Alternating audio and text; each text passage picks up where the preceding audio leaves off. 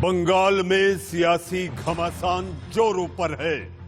लोकसभा चुनाव में धमाकेदार सफलता के बाद बीजेपी का जोश हाई है। बिहार की जीत की चिंगारी बंगाल में बड़ी जीत की उम्मीद जगा रही है। बीजेपी का विजय प्लान तैयार है। टीएमसी में हाहाकार है, जिसको लेकर मचा बवाल है। तो मैं लेकर आया हूं देश का सवाल है। नमस्ते, मैं हूं मनीष अवस्थी, हाजिर हूं आपका अपना पसंदीदा डिबेट शो देश का सवाल लेकर।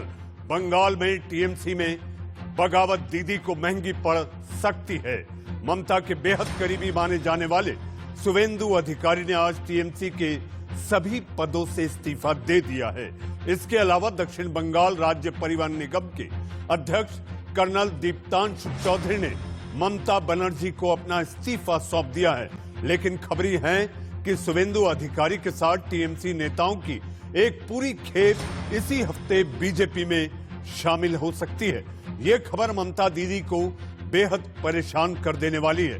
खबरों के मुताबिक शुवेंदु अधिकारी किसी भी वक्त दिल्ली कूच कर सकते हैं और बीजेपी में शामिल हो सकते हैं। शुवेंदु के टीएमसी से बागी होने के बाद एक और जहां ममता की मुश्किलें बढ़ने वाली हैं, तो वहीं बीजेपी को शुवेंदु को आने से कुछ फायदा हो सकता है। 19 तारीख को गृह मंत्री अमित शाह बंगाल के दौरे पर जा रहे हैं। इसको देखते हुए उनकी सुरक्षा को और मजबूत किया गया है। केंद्रीय गृह मंत्री अमित शाह के पश्चिम बंगाल दौरे को लेकर सुरक्षा एजेंसियों ने खास इंतजाम बढ़ाया है। जी हां, बीजेपी अध्यक्ष जेपी नड्डा के काफिले पर हमले के बाद अमित शाह की सुरक्षा को और मजबूत किया गया। जी हां, इसके साथ साथ क्लोज प्रोटेक्शन टीम और आउटर प्रोटेक्शन टीम में तैनात जवानों की तादाद में भी बढ़ोतरी होगी। केंद्रीय गृह मंत्री अमित शाह की सुरक्षा में केंद्रीय सुरक्षा बल और स्टेट आर्म्ड पुलिस के जवान मौजूद रहेंगे। रोड शो और जनसभा के दौरान सड़क पर मौजूद लोगों की महत्वपूर्ण जगहों पर स्क्रीनिंग की जाएगी। भीड़ के बीच बड़ी तादाद में सादी वर्दी में सुरक्षा एजेंसियों के जवानों की तैनाती भी की जाएगी।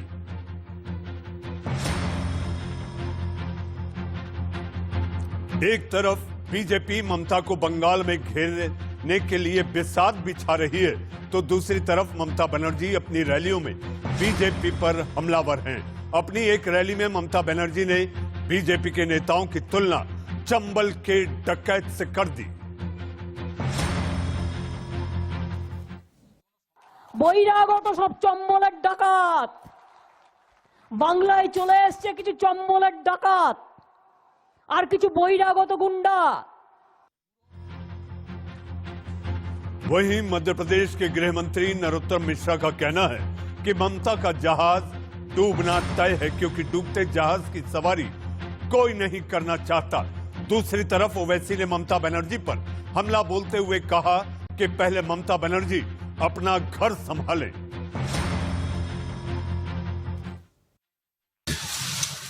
इसमें कोई नहीं बैठेगा। आप देखिए, चुनाव आते आते तक झड़ी लग जाएगी लोगों को छोड़ने की। जिस तरह के भ्रष्टाचार का तांडव उन्होंने किया है, कोई उनके साथ नहीं रहेगा। तक साबिका पड़ा है मीर जाफर और मीर सादिक से। ममता बनर्जी को एक 6 मुसलमान से अभी तक साबिका नहीं पड़ा, वो पड़ जाएगा। अगर वो ये कह रही है दौलत मिली है, तो भाई असदुद्दीन ओवैसी को कोई इतना बड़ा आदमी पैदा नहीं हुआ दुनिया में जो दौलत की बिना पे खरीद सके। तो ये इनका ये इल्जाम बेबुनियाद है और ये बौखलाहट का शिकार हो चुकी है। ममता बनर्जी को फिक्र करनी चाहिए अपने घर की। ममता बनर्जी को समझना चाहिए कि अब तक उनको साबिका पड़ा मीर जाफर और मीर सादिक से। अब तक उनको ऐसे में कई सवाल उठने लाजमी है। जी हां, बीजेपी के बिसात क्या ममता दे पाएंगी मात? शाह का सियासी खेल क्या दीदी को करेगा फेल? सियासी बवाल आखिर किसका होगा बंगाल? जी हां, इन्हीं सवालों को लेकर मेरे साथ बहस और चर्चा करने के लिए मेहमानों का एक बड़ा पैनल है। पैनल में वो परिचित चेहरे जो कि सियासी नुमाइंदे के रूप में अपनी अपनी बात रखेंगे। जी हां, मेरे साथ बीजेपी का पक्ष रखने के लिए बीजेपी के प्रवक्ता राजीव जेटली साहब हैं। हमारे साथ राजनीतिक विश्लेषक और खासकर बिहार और बंगाल मामलों के जानकार ऋषि मिश्रा हमारे साथ हैं। हमारे साथ 6 दशक से ज्यादा जिन्होंने सियासत को करीब से जिया है, देखा है, समझा है, बंगाल की राजनीति को बेहतर तरीके से जाना है, ऐसे वामपंथी नेता सुनीत चोपड़ा साहब हमारे साथ हैं। हमारे साथ टीएमसी का पक्ष रखने के लिए टीएमसी से सोमनाथ राय हमारे साथ हैं और हमारे साथ जी हां, बंगाल मामलों के जानकार जो कि लगातार बंगाल में काफी लंबे समय तक जिन्होंने पत्रकारिता की है, ऐसे वरिष्ठ पत्रकार कृपा शंकर चौबे जी भी हमारे साथ मौजूद हैं। इससे पहले कि मैं आप लोगों के पास अपने सवाल लेकर आऊं, मैं सीधा आपको लिए चलता हूं कोलकाता, मेरे अपने सहयोगी तापस सेनगुप्ता के पास, जिनसे मैं वहां के मौजूदा हालात को लेकर जानकारी लूंगा और फिर देश के सवाल की बहस की शुरुआत करूंगा।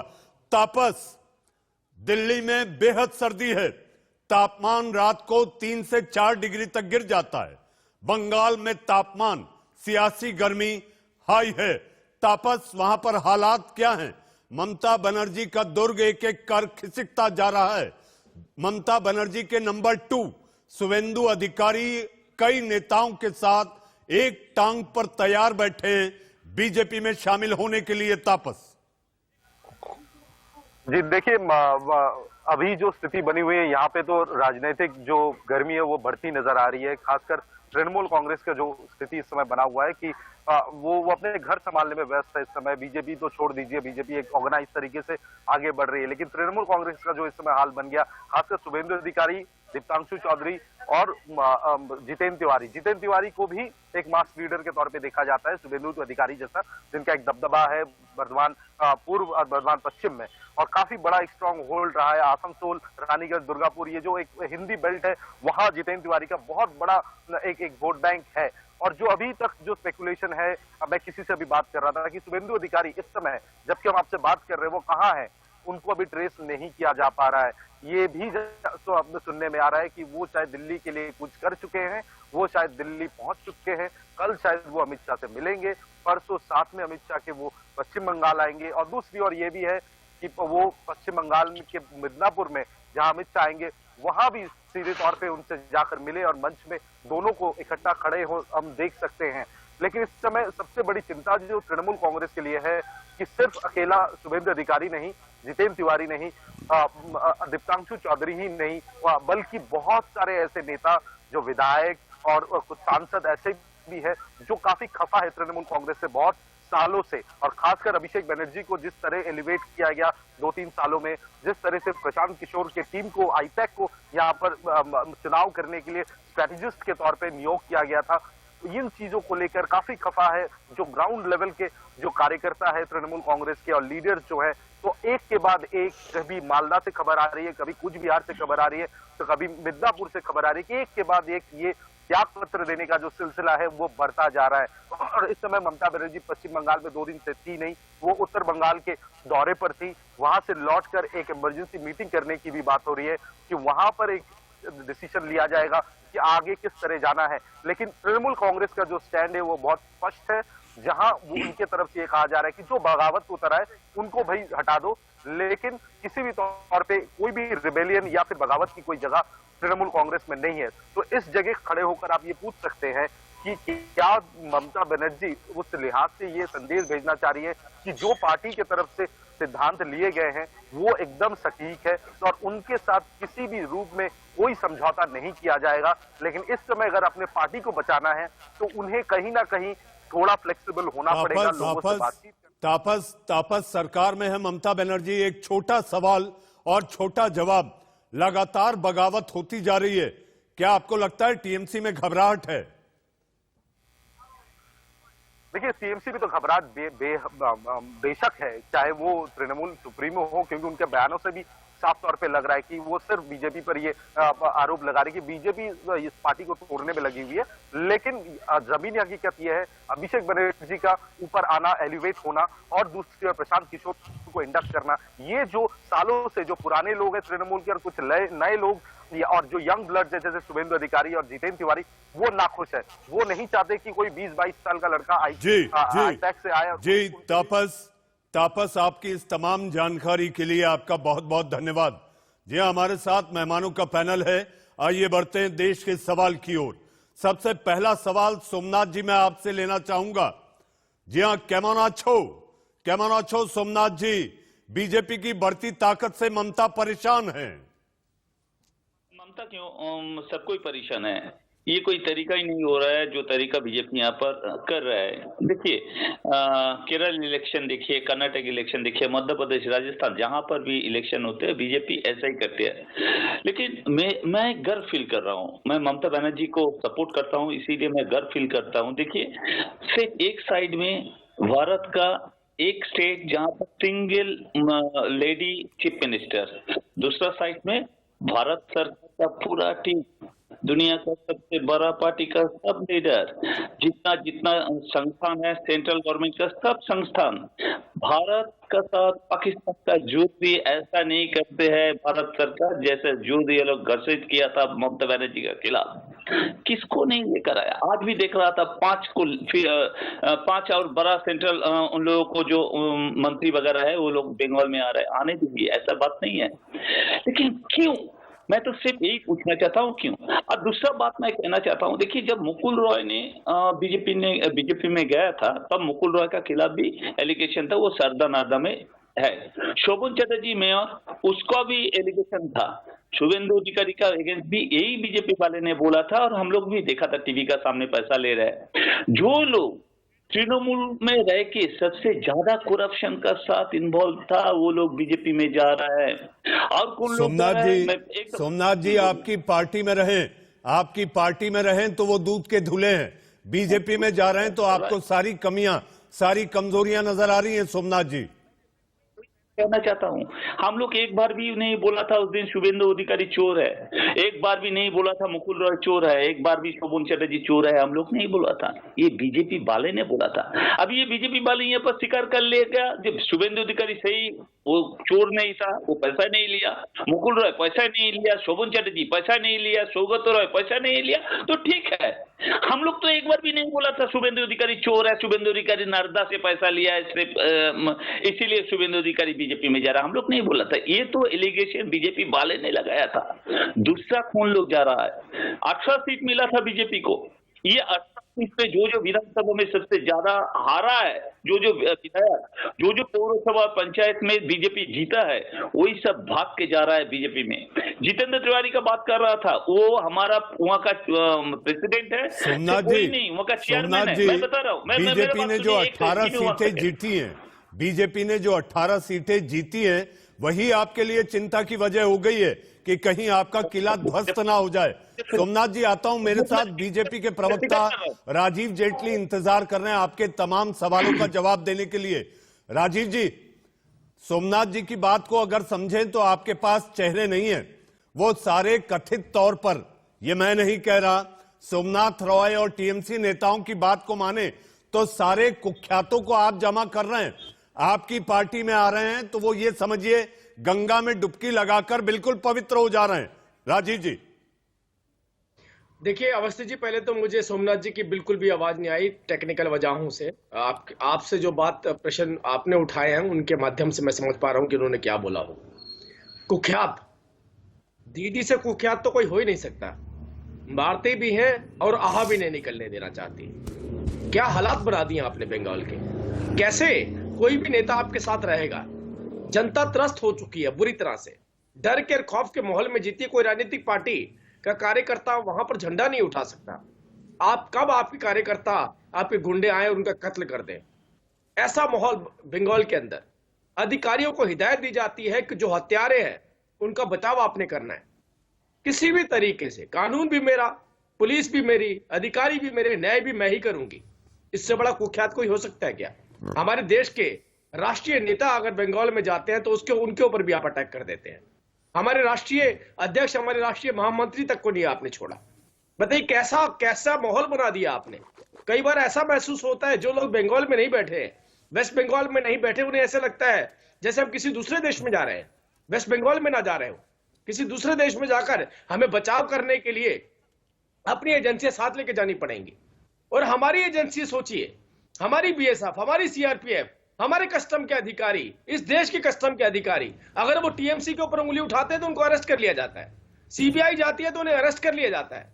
क्या माहौल बना रखा है आप लोगों ने। और दीदी बात करती है चंबल की। अरे चंबल में तो फिर भी एक बार को कोई व्यक्ति जाकर सोच सकता होगा कि शायद मेरे पर कोई डाकू रहम कर दे, क्योंकि डाकुओं में भी थोड़ी सी एक एथिक्स होते हैं। लेकिन दीदी के सामने जाकर तो कहीं कोई गुंजाइश ही नहीं बचने की। इतना खौफ, इतना डर बना रखा है आपने वेस्ट बंगाल के अंदर। हमारे कितने सैकड़ों कार्यकर्ता मार दिए, इतने कार्यकर्ता मार दिए। अरे कैसे दिखाएंगे आपके नेता जनता को, वेस्ट बंगाल की जनता को अपनी शक्ल। उन्हें भी तो जनता के बीच में रहना है।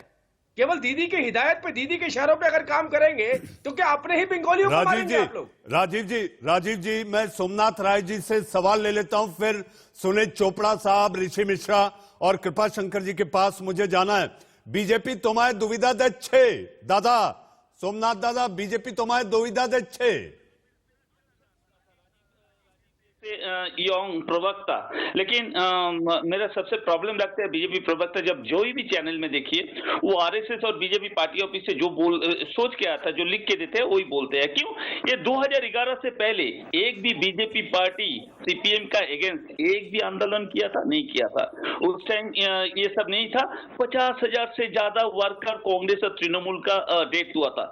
बीजेपी 2011 क्यों 2014 तक भी बंगाल में आने का साहस नहीं किया। क्यों नहीं किया? उन लोगों को मालूम था अगर 2011 से पहले तृणमूल कांग्रेस आने से पहले वो लोग यहाँ पर पश्चिम बंगाल में पार्टी करने की कोशिश करते तो मार के भगा देते सीपीएम वाले ने। 2011 का बाद जब ममता ने आया तब इन लोगों को लगा अभी डेमोक्रेसी है, अभी यहाँ पर पार्टी करना चालू करो। 2011 से पहले कहां था दादा, कहां था? सब भाग के चला गया था। क्यों? लग रहा था सीपीएम वाले मारेंगे, पीटेंगे, भाग के चला जाते थे। आप कर रहे हैं भारतीय जनता पार्टी के साथ, अपने बंगालियों के साथ। अगर ऐसे होता तो आप लोग यहाँ पर बंगाली, पश्चिम बंगाल में रहने वाले बंगाली का पहले तो आप धर्म पूछते हैं, उसकी आइडेंटिटी के आधार पर उसको जीने का अधिकार देते हैं। ये माहौल बना रखा है आप लोगों ने। नहीं राजीव, खैर आपने खुद कबूल कर लिया जो लेफ्ट ने आपके साथ किया वो भारतीय जनता पार्टी के साथ कर रहे हैं। 18 सीट कैसे मिला आपको? 18 सीट कैसे सोमनाथ मिले ये तो बताइए। सोमनाथ जी, आप जिस सीपीएम का जिक्र कर रहे हैं, सोमनाथ जी, आप जिस सीपीएम का जिक्र कर रहे हैं, हमारे साथ वामपंथी नेता सुनील चोपड़ा साहब भी हैं। सुनील जी, मेरा सवाल आपसे, सुनील जी, बंगाल की रणनीति को लेकर बीजेपी तैयार है, बीजेपी का फतेह प्लान तैयार है, वामपंथी और कांग्रेस का कोई ठौर ठिकाना दिखाई नहीं दे रहा। सुनील जी, 2011 से पहले सुनील जी, बीजेपी कोई आंदोलन किया था आप लोगों का? सोमनाथ जी, सोमनाथ रॉय, मेरा सवाल सुनील चोपड़ा साहब से है। सुनील जी, आपको मेरी आवाज आई? 2011 से पहले बीजेपी एक भी आंदोलन नहीं किया बंगाल में। बिल्कुल आ रही है, आपको मेरी आवाज आ रही है? जी बिल्कुल आ रही है। सुनील जी, मेरा सवाल जो मैंने आपसे किया, बीजेपी का बंगाल फतेह प्लान तैयार है, रणनीति तैयार है, वामपंथी और कांग्रेस का ठौर ठिकाना नहीं, कहां है कोई नहीं जानता। मेरा ये कहना है, ये वो बंगाल है जिसने अंग्रेज को ठंडा कर दिया था चिटागोंग आर्मी रेड में। ये वो बंगाल है जिसने सुभाष बोस दिया था। ये वो बंगाल है जिसने इतने क्रांतिकारी दिए हैं। तो मैं उसकी बात नहीं करूंगा। अब तो मैं आज की परिस्थिति की बात करना चाहता हूं। 3 चीजें हर पार्टी को समझनी होंगी। पहली चीज है कि बंगाल में बंगाल की जनता मालिक है। बंगाल का जो इतिहास है, ये बंगाल की जनता मालिक है। मैंने फूड मूवमेंट में इसको देखा है बचपन में, और मैंने देखा है किस तरह बंगाल की जनता मालिक है। ना वो गोली से डरती है, ना लाठी से डरती है, ना टीयर गैस से डरती है, अपना हक लेके रहेगी। दूसरी चीज, दूसरी चीज ये है कि बंगाल में परिवर्तन बहुत हुए हैं, उसको हम भूले नहीं। जब श्यामा प्रसाद मुखर्जी सरकार में थे और कलकत्ते में रायट हो रही थी, तो हावड़ा स्टेशन से लेके मोयरा स्ट्रीट जाने के लिए पूरी सुरक्षा के साथ मेरे परिवार को 24 घंटे लगे थे, इतनी बुरी रायट हुई। उसके बाद बंगाल ने रायट देखा ही नहीं, तो ये हमको देखना है। तीसरी चीज है कि इस परिस्थिति में एक आप कह रहे हैं कि इस पार्टी से उस पार्टी में भागा, उस पार्टी से मैं कहता हूं 100 कबूतर भी आ जाएं तो एक शेर का बच्चा नहीं बनता है। बंगाल वो बंगाल है जिसको शेर के बच्चे चाहिए, जैसे किसान है आज शेर का बच्चा दिल्ली में बैठा है। सुनीत जी, कबूतरों से काम नहीं चलेगा। सुनीत जी, उसमें आप देख लो कौन सा कबूतर कितना उड़ता है, सुनीत जी, उससे ज्यादा नहीं होगा। सुनीत जी, ससम्मान मैं आपके सम्मान में कहना चाहूंगा कि एक तरफ बात की जाती है बंगाल में शेरनी है, वहीं बीजेपी ने अपने 7 शेर भेजने का एक प्लान भी तैयार किया है। 7 सारथी विजय यानी कि रोड मैप लेकर वहां पहुंच रहे हैं। बीजेपी का आगे वो प्लान सामने आया। सुनीत जी, ऋषि मिश्रा के पास चलता हूं। बीजेपी के पास कोई शेर है? सरकारी पुलिस की सुरक्षा में शेर होता है जी। ये आप सियासी लोग तय करें कौन शेर और कौन शेरनी। मैं तो केवल सवाल कर रहा हूँ, मैं तो केवल सवाल कर रहा हूँ कि आज दिन भर में क्या घटनाक्रम हुआ पूरा नहीं होगा। सुनीत जी, मैं तो यही कहूंगा कि उस ज्योति बसु को याद रखो जो बीच राइट में जाके बिना पुलिस के लोगों को रोक सकता था। सिखों का कत्लेआम पूरे हिंदुस्तान में हुआ लेकिन बंगाल में नहीं हुआ था। जी सुनीत जी, आता हूं आपके पास। ऋषि मिश्रा, बंगाल के विजय प्लान को लेकर बीजेपी के 7 सारथी तैयार, यानी कि बंगाल का प्लान 7 तैयार। कांग्रेस का है ऋषि मिश्रा, कोई जानकारी है आपको कि वामपंथ और कांग्रेस मिलकर एक नई रणनीति बनाएंगे या सारे सेकुलर ताकतें मिलकर एक पूरा मुकाबला करेंगे बीजेपी से?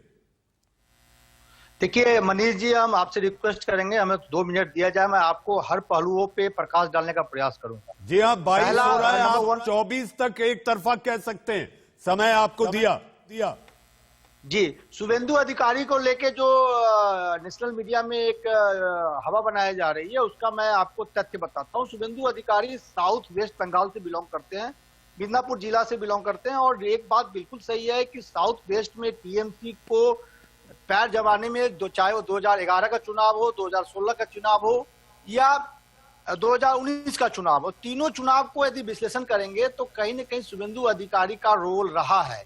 लेकिन सिर्फ ये कहना कि शुभेंदु अधिकारी के कारण ही मिदनापुर हो, चाहे पुरलिया हो, चाहे कांठी लोकसभा हो, चाहे जहां से उनके भाई देवेंदु अधिकारी चुनाव लड़ते हैं, वो वाली क्षेत्रों 10-12 ऐसे लोकसभा क्षेत्र हैं जहां शुभेंदु के परिवार का प्रभाव है। लेकिन ये कहना सही नहीं होगा कि शुभेंदु अधिकारी के कारण ही टीएमसी या ममता बनर्जी को उस एरिया में फायदा मिला था। लेकिन एक बात बिल्कुल ये भी सच है कि नैरेटिव में, पॉलिटिकल नैरेटिव में बीजेपी को गेन हुआ है। शुभेंदु अधिकारी जैसे तेज तरार कुशल संगठनकर्ता, कनेक्टिंग नेता हैं, वो मतलब वहां के लोगों में वो उनकी पॉपुलैरिटी ठीक ठाक है। तो कहीं न कहीं ये टीएमसी के लिए डैमेज है, और डैमेज इसलिए हुआ है कि शुभेंदु अधिकारी इन क्षेत्रों में साउथ वेस्ट बंगाल में अपने लोगों के लिए सीट मांग रहे थे, जिसके लिए ममता बनर्जी तैयार नहीं थी। दूसरा पॉइंट ये था कि प्रशांत किशोर, और आपके रिपोर्टर ने बिल्कुल सही कहा है, प्रशांत किशोर और अभिषेक बनर्जी के बढ़ते प्रभाव के कारण शुभेंदु अधिकारी परेशान थे। शुभेंदु अधिकारी के कई ऐसे चहेते जिलाध्यक्ष थे या पदाधिकारी थे जिनको संगठन से हटाया गया था। अब आइए, आपने पूछा, बहुत अच्छा सवाल किया, कांग्रेस और यदि वामपंथी दल गठबंधन करते हैं तो क्या प्रभाव होगा। उसका 2 पर्सपेक्टिव है। कहीं टीएमसी को फायदा होगा, क्योंकि टीएमसी के विरुद्ध में जो वोट पड़ेंगे या तो बीजेपी को जाएंगे या लेफ्ट कांग्रेस को जाएंगे। यदि हिंदू बेल्ट में जहां हिंदुओं की संख्या ज्यादा है वहां लेफ्ट और कांग्रेस बहुत मजबूती से लड़ती है, तो टीएमसी को फायदा होगा। वहीं यदि मुसलमान वाले बेल्ट जैसे मालदा हो गया, मालदा नॉर्थ, मालदा साउथ हो गया, ब्रह्मपुर वाली सीट जहां से अधीर रंजन चौधरी सांसद हैं, या उससे नीचे आइए तो मैं भूल रहा हूं, मुर्शिदाबाद, ऐसे बेल्ट में जहां मुसलमान लोगों की संख्या ज्यादा है, यदि वहां सीपीएम कांग्रेस मजबूती से लड़ती है तो उसका फायदा बीजेपी को होगा। टीएमसी को टीएमसी का ऋषि जी आपको मैंने 2.5 मिनट दिए, 2.5 मिनट में आपने अपनी बात रखी। मेरे साथ एक और मेहमान हैं, कृपाशंकर चौबे साहब। आप वरिष्ठ पत्रकार हैं, आपने बंगाल की सियासत और बंगाल की राजनीति को बड़े बेहतर तरीके से जाना और समझा है। चौबे साहब, मेरा सवाल आपसे है कि एक एक कर लगातार ममता के किले में जो सेंध लग रही है, जो लगातार बड़े बड़े नेता, मैं तो ये समझता हूं शुवेंदु अधिकारी नंबर 2 टीएमसी के अगर माने जाएं तो उनके एक एक कदम कमल की ओर बढ़ रहे हैं। आपको नहीं लगता कि वो अपने साथ एक बड़ा खेमा ले जाएंगे? और ऐसे में ममता के अपने सिपा सालार लगातार कम होते जा रहे हैं, तो ममता की बिसात कमजोर भी होगी। इसमें कोई दो राय नहीं, लेकिन उसमें मनीष जी थोड़ा ये जोड़ देना चाहता हूं। अभी एक सज्जन ने कहा इसी कार्यक्रम में कि 2011 के पहले भाजपा आंदोलन क्यों नहीं कर रही थी। भाजपा उसके पहले, ये पूरा देश जानता है कि तपन सिकदर केंद्र मंत्री रह चुके थे। उसके भी पहले और तपन सिकदर के अलावा विष्णुकांत शास्त्री, वे भाजपा के राष्ट्रीय उपाध्यक्ष थे, पश्चिम बंगाल के अध्यक्ष थे, और कई आंदोलन उन्होंने किए। और जो 20वीं शताब्दी के आखिरी जो 2 दशक हैं, उसमें यह पार्टी लड़ रही थी चुनाव जीतना। और यही नहीं, मैं यह भी बताना चाहता हूं कि शास्त्री जी जब विधायक बने थे, वे तो जनसंघ से फिर भाजपा में आए थे, और विष्णुकांत शास्त्री तो विधानसभा में, पश्चिम बंगाल विधानसभा में वे हमेशा बांग्ला में भाषण करते थे। बार बार ये कहा जा रहा है कि हिंदुत्व बढ़ रहा है। बंगाल में हिंदुत्व की धारा आरंभ से ही रही है, राजा राम मोहन राय के जमाने से लेकर केशव चंद्र सेन, द्वारकानाथ टैगोर, तो ये वह जो एक धारा रही है। और तो और ऋषि अरविंद घोष, विवेकानंद, तो वेद से लेकर वेदांत में जो प्रदेश मुक्ति देखता रहा है, जो काली का उपासक है, वहां ये कहना कि अचानक भाजपा के उभार से हिंदुत्व आ जाएगा, यह गलत अवधारणा है। नहीं, पोलराइजेशन की राजनीति जरूर आ रही है। पोलराइजेशन भाजपा के आने के कारण, चौबे साहब, आपकी बात से मैं सहमत हूं, और चोपड़ा साहब ने भी जो कहा बिल्कुल सही कहा कि देश की आजादी के समय ऐसा नहीं है, पोलराइजेशन का मामला नहीं है। देखिए, पोलराइजेशन भाजपा के कारण नहीं हुआ है, बीजेपी के पोलराइजेशन पोलराइजेशन भाजपा के कारण नहीं हुआ है। यह गलत बात नहीं ऋषि जी, पोलराइजेशन भाजपा के कारण नहीं हुआ है। इमामों का जब भत्ता दिया गया था, और ये ऐसा नहीं है, ये कहीं ऐसा नहीं है। देखिए, और भाजपा को भी भाजपा के पास कई राजनेता रहे,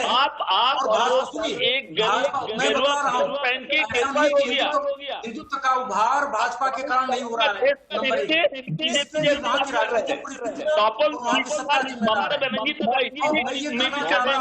चौबे साहब, आप भी जानते हैं कि जब बाबरी मस्जिद ढाया गया था, उस समय पश्चिम बंगाल में दंगा नहीं हुए थे। पश्चिम बंगाल में उस समय दंगा नहीं हुए थे। देश के आजादी के समय जो दंगा हुआ था, मैंने आपकी बात पूरे ध्यान से सुनी। मेरी पोलराइजेशन की राजनीति पश्चिम बंगाल में बीजेपी के आने के आप लोगों की बातें मैंने सुनी, आप लोग जवाब दीजिएगा। मनीष अवस्थी जैसे वरिष्ठ एंकर हैं, तो मुझे अपनी बात कहने दीजिए। मेरा ये कहना है कि यह आरोप लगाना कि हिंदुत्व अचानक बढ़ गया, अरे संघ की आरएसएस की उम्र तो सिर्फ 96 साल है, 4 साल बाद 100 साल। उसके पहले देखिए, हिंदुत्व को जगाने का इंडिपेंडेंट भी होना चाहिए। मैंने नहीं, वेद और वेदांत, और उसमें देखिए हिंदू महासभा, उसमें तो भाई सोमनाथ चटर्जी के पिता जुड़े थे, बुद्धदेव भट्टाचार्य के पिता जुड़े थे। तो ये कहना कि मनीष जी, मैं कुछ फैक्ट्स बताना चाहता हूं। ऋषि जी, सोमनाथ जी, कृपा जी, राजीव जी और सुनीत जी, अब वक्त है सुर्खियों का। लेकिन एक बात जरूर साफ है, जी हाँ, बात ये साफ है कि बीजेपी के बढ़ते प्रभाव से तृणमूल को यह लगने लगा है कि उसके तिनके का मूल उखाड़ के फेंका जा सकता है। और यही वजह है कि हिंसा, खून खराबा और रक्त रंजित सियासत चुनाव से पहले देखने मिल रही है। और हमारे साथ बंगाल पर हो रही चर्चा और बहस को लेकर सारे सियासी मेहमान बने हुए हैं। जी हां, हमारे साथ बीजेपी प्रवक्ता राजीव जेटली, ऋषि मिश्रा, सुनील चोपड़ा साहब, कृपा शंकर चौबे, सोमनाथ रॉय और हमारे साथ अन्य राजनीतिक मेहमान भी जुड़ेंगे। जी हाँ राजीव जी, मैं आपके पास आऊंगा। इस समय मेरा सवाल आपसे है कि आप लोगों के सामने सबसे बड़ी समस्या और आरोप यह लगाया जा रहा है कि आपके पास बंगाल में चेहरे नहीं है, इसलिए आप लोग एक पोचिंग का अभियान चला रहे हैं। लगातार टीएमसी से जो नाखुश लोग हैं उनको आप अपनी पार्टी में शामिल कर अपनी ताकत बढ़ाने में लगे हुए हैं, और यही टीएमसी की भी वजह है। और वो ये कह रही है कि ये बाहरी लोग हैं।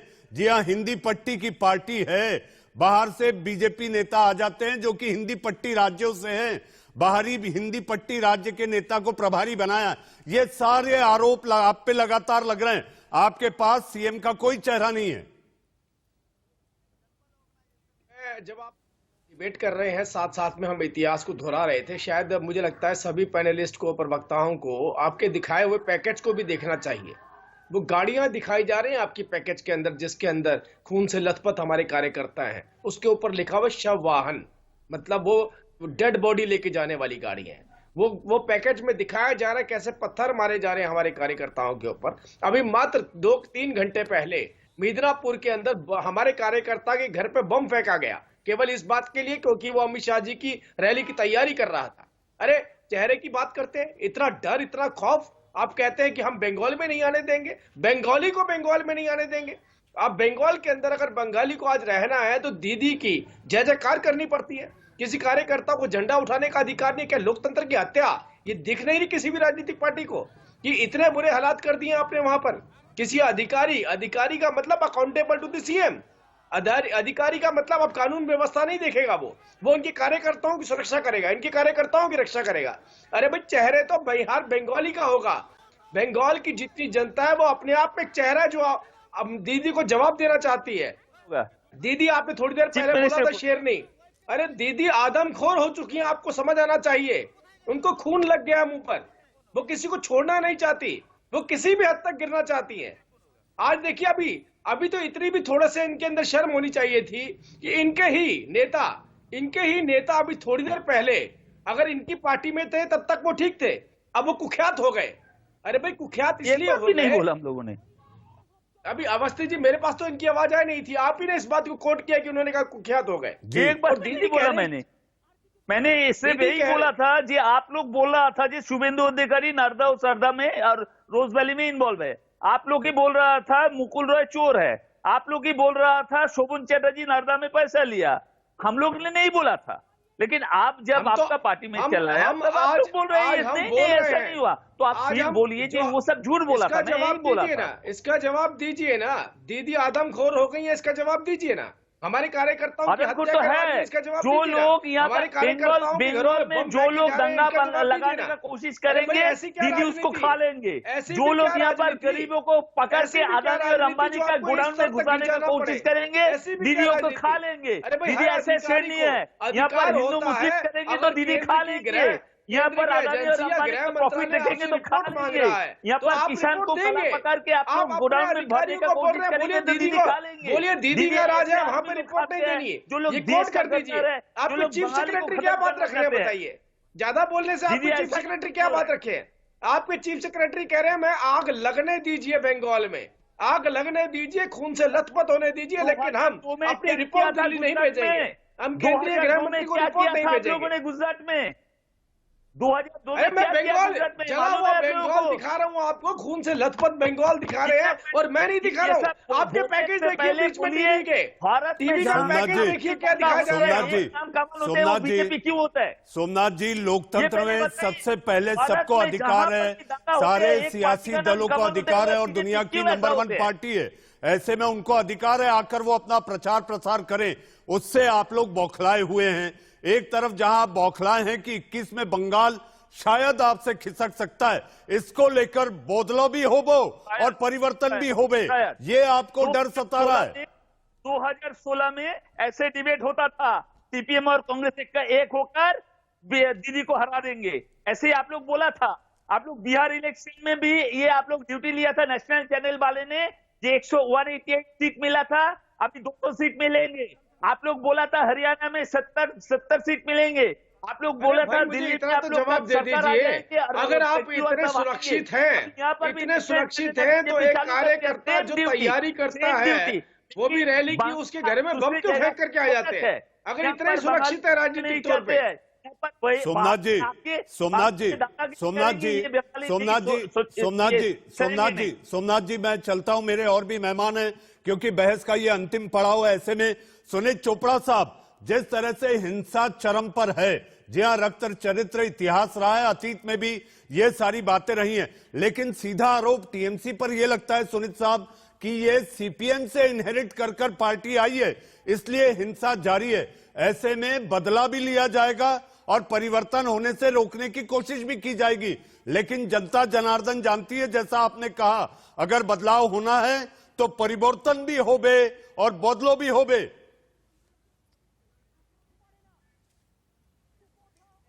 मेरा तो ये कहना है कि जो लोग कहते हैं कि हिंसा से फायदा होता है, जो कोई इतिहास पढ़ता है सो तो नहीं होता है। मेरे अपने जीवन में हमने ये सब देखा है। सबसे पहली हिंसा हुई हिंदुस्तान की आजादी के बाद, जो रायट हुए हिंदू मुस्लिम के, और किस तरह से गोडसे ने महात्मा गांधी को मार दिया। उसके बाद आरएसएस का मुंह कोई देखना नहीं चाहता था 30 साल के लिए।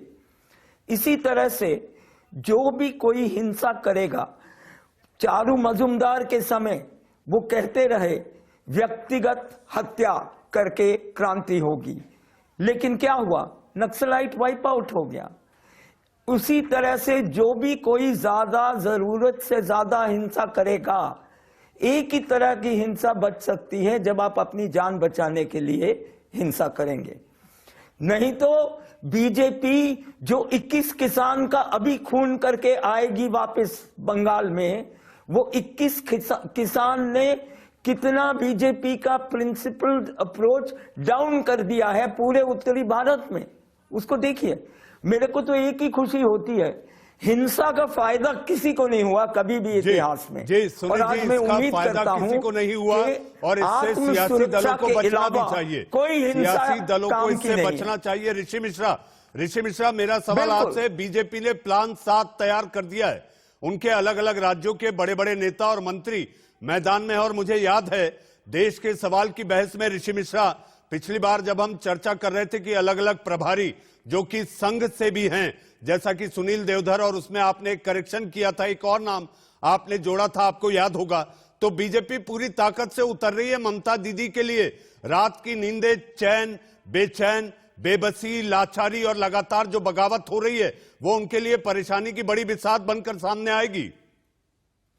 मनीष जी, पहले सोमनाथ जी को कह देना चाहता हूं कि मनीष अवस्थी एक ईमानदार पत्रकार हैं, कर्तव्यनिष्ठ पत्रकार हैं। ऐसा सभी पत्रकारों को एक तराजू से मत तोलना चाहिए। ऋषि जी, मैं एक बात कहना चाहता हूं, ऋषि जी एक बात कहना चाहता हूं, आपके शब्दों के लिए धन्यवाद। इस जग में जितने जुल्म नहीं उतनी सहने की ताकत है। तानों के शोर में रहकर सच कहने की आदत है। आप अपनी बात पूरी करें। देखिए मनीष जी, मैं एक बात का पुरजोर समर्थन करता हूं कि लोकतंत्र में हिंसा का कोई स्थान नहीं होना चाहिए। और बंगाल का चुनाव, नो डाउट आपने बिल्कुल सही कहा है कि दशकों के बाद इतना इंटरेस्टिंग चुनाव आपको देखना होगा। और बंगाल में नो डाउट बीजेपी ने पत्थर पे धान उगाने का काम किया है। और इसके लिए यदि आप कोई आदमी अमित शाह के विचारों से, बीजेपी के विचारों से सहमत हो या न हो, लेकिन जिस प्रकार से ऋषि जी मेरी मजबूरी है, हमारे साथ पैनल पे कृपा शंकर चौबे जी भी हैं, और ये बहस का आखिरी पड़ाव है। चौबे साहब, मेरा आखिरी सवाल आपसे, क्या बीजेपी का चेहरा ना होना वहां पर, वहां की सियासत में बीजेपी को कितना फायदा या नुकसान पहुंचा सकता है? शुभेंदु अधिकारी संगठन कौशल के माहिर माने जाते हैं। चौबे साहब जी, शुभेंदु अधिकारी के आने से निश्चित रूप से भाजपा को फायदा होगा, लेकिन उससे सिर्फ शुभेंदु अधिकारी को फायदा होगा ये नहीं कहा जा सकता है कि बंगाल उन्हें मुख्यमंत्री का उम्मीदवार या चेहरा मान लेगी बहुत आसानी से। मुकुल राय भी है ना, मुकुल राय भी है। मुकुल राय संगठन करता है, बड़े नेता, मुकुल राय ने अपनी दक्षता संसद की 18 सीटें जिता करके दिखा दी है। और एक चीज यह भी है कि बंगाल में इन दोनों से भी बड़ा एक राजनेता था जिसने बंगाल में भाजपा को बहुत सी चौबे साहब विष्णुकांत शास्त्री के बाद विष्णुकांत शास्त्री जिस तरह से रोक रहे थे, आंदोलन करते थे, और वे कलकत्ता विश्वविद्यालय के अध्यापक थे, तो तथागत राय को त्रिपुरा। चौबे साहब मुझे बहस खत्म करनी है। मेरे साथ राजीव जेटली, सोमनाथ रॉय, सुनीत चोपड़ा साहब, ऋषि मिश्रा और कृपाशंकर चौबे साहब, आप लोग सब जुड़े, आपका बहुत बहुत धन्यवाद। लेकिन जाते जाते मैं इतना जरूर कहते जाना चाहता हूं कि बीजेपी का सपना है, बीजेपी का सपना है बंगाल तृणमूल का नहीं कमल का फूल का होगा। आज के लिए देश का सवाल में बस अब इतना ही।